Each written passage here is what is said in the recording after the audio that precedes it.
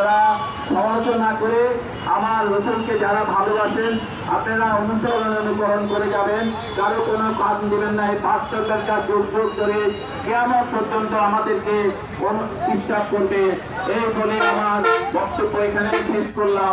আসসালামু আলাইকুম ওয়া রাহমাতুল্লাহি ওয়া বারাকাতুহু। আমাদের এখন মহিলাদের পরে আমাদের আওতায় জ্যেষ্ঠ পুরুষ আসল